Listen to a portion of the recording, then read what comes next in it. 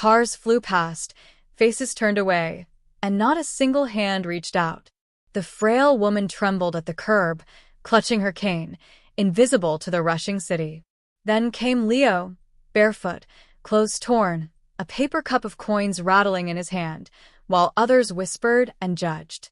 He stepped forward, steadying her across the chaos.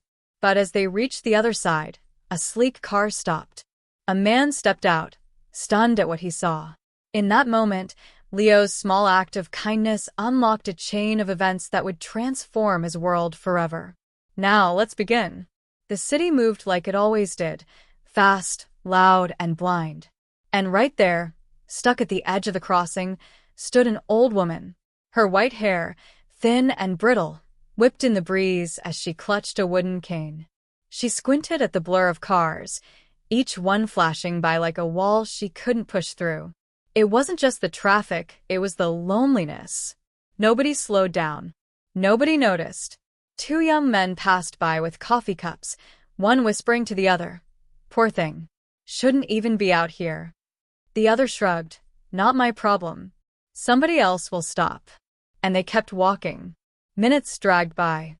The city pulsed around her, and yet she stayed frozen, invisible to everyone. The saddest thing wasn't just her fear of crossing. It was the way she seemed to shrink with every passing second, like the world was erasing her. From across the street, where the shadows of tall buildings stretched long, a boy lingered, not dressed like the others rushing by. Bare feet pressed against the hot concrete, the soles toughened from days of walking without shoes. He was outside of the crowd, a fixture nobody wanted to acknowledge. He was small for his age, maybe 15. But his eyes held something older, a kind of tired wisdom. In one hand, he clutched a wrinkled paper cup. Coins rattled weakly at the bottom. Pennies, nickels, maybe a dime or two. Enough for bread, never enough for a bed. His stomach growled, but his gaze was fixed on the woman. He had enough troubles. His mother was lying in a hospital bed, needing medicine he couldn't afford. But something in his chest pulled harder than hunger. He stepped closer. Bystanders noticed, whispering, "Look at that kid. Where is he going barefoot like that?" The boy ignored them. He approached the woman slowly, his bare feet slapping the pavement. He stopped at her side and offered a small hand, dirty, thin, but steady. With a trembling breath, she placed her wrinkled hand in his. The lights flicked red, cars slowed, then braked in a jagged line. The boy took a breath, tightened his grip on her hand, and stepped forward. He moved slowly, steady, shielding her with his thin frame.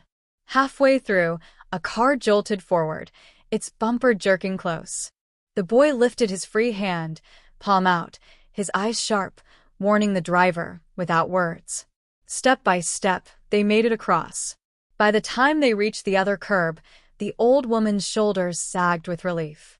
That's when a sleek black car rolled to a stop just feet away. Out stepped a man in a tailored suit, his eyes restless until they froze on the sight before him. His breath caught.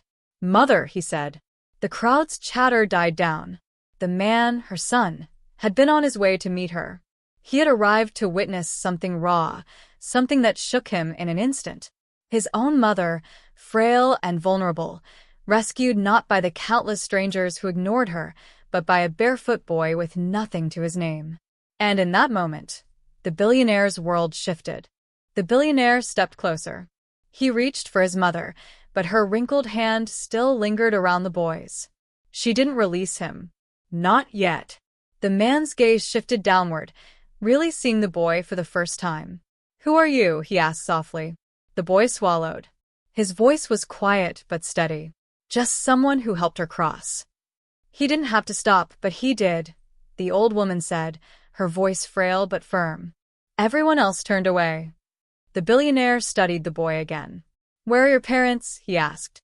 "It's just my mom. She's in the hospital," the boy answered, words tumbling out now. "She's sick. Real sick. I try to get money for her medicine, but it's never enough." "It reminds me of you," the old woman whispered to her son, her eyes wet. "Long ago, when you were small and helpless, someone helped us. And now he's doing the same." The billionaire's chest tightened. He looked at the boy, not as a stranger anymore, but as a mirror of a past he'd buried.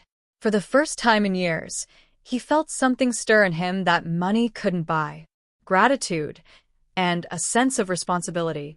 That night, the boy sat in the dim hospital room beside his mother's bed. Then the door opened. The billionaire stepped inside, his mother at his side. The boy jumped to his feet, confused, protective, but the old woman smiled. "It's all right. We're here for her." Doctors gathered, and in minutes, treatments long denied were finally within reach. The boy watched, his chest tight, not daring to believe. The billionaire spoke quietly, his tone different now, not commanding but warm. "From today on, her bills are mine. She'll get the best care, and so will you. No child should have to carry what you've carried alone." Tears pricked the boy's eyes, but he bit them back, nodding fiercely. Weeks later, the transformation was undeniable. His mother was stronger, walking again. The boy was no longer begging on the streets, but studying. His clothes were clean, his stomach was full, and still he carried the memory of that one afternoon.